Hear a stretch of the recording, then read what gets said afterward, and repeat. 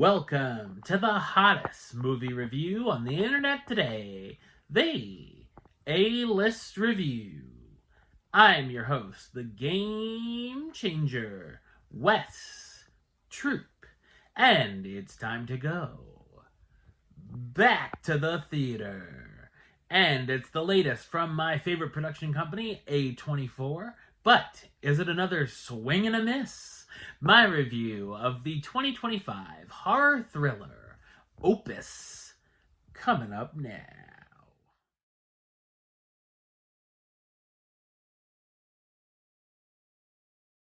A writer travels to the compound of a pop icon who disappeared years ago.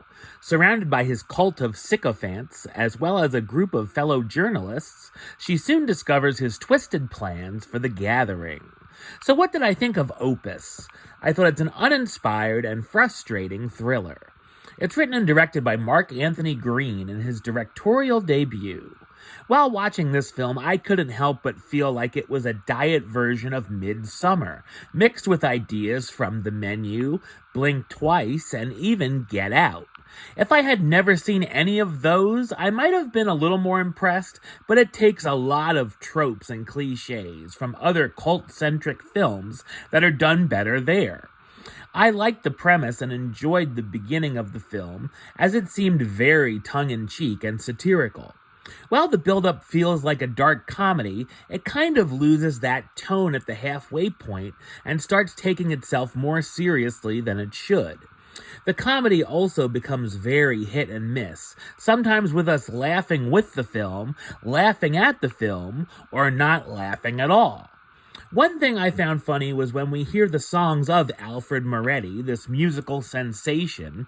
Everyone loves them, and while certainly subjective, I thought they were truly terrible, which I think was what they were going for. If not, they still sucked. Having John Malkovich playing a cult leader certainly has its moments, from his bizarrely bad dance moves during a performance or his jokes and stories, like the one he tells the first time we see him about Muhammad Ali and Chuck Norris that bombs, but his cult loves it anyway. The film also lacks tension and suspense, other than one jump scare that did get me pretty good. Like most horror films, we see the characters get picked off one by one, and the kills are lackluster. A highlight, though, is a puppet show that the cultist kids put on that I'm sure for some will be nightmare fuel for years. I also wanted it to get weirder and wilder than it does, as when we get to the third act, it's just underwhelming.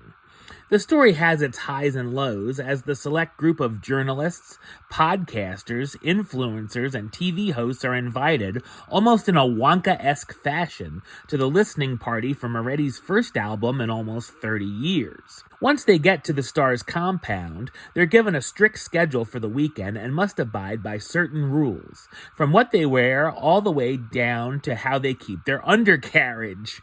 Each of the journalists is also given a concierge who watches their every move.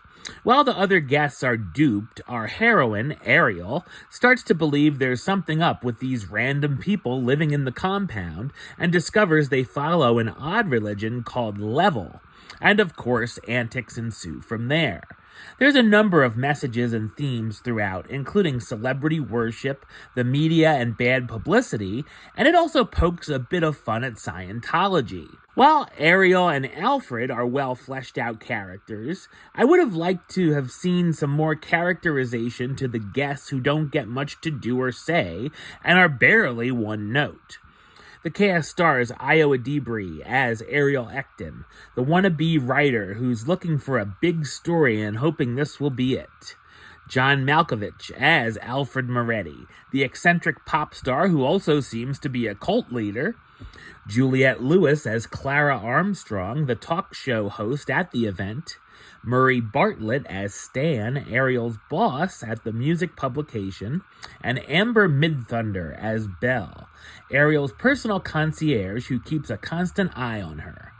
Opus has its moments and interesting ideas, but overall it feels like one big missed opportunity. Number-wise, I'm going to give it a 5 out of 10. which gives it the A-list rating of meh. You know it's okay. Alright, well that's the show. I'll be back with another review very soon.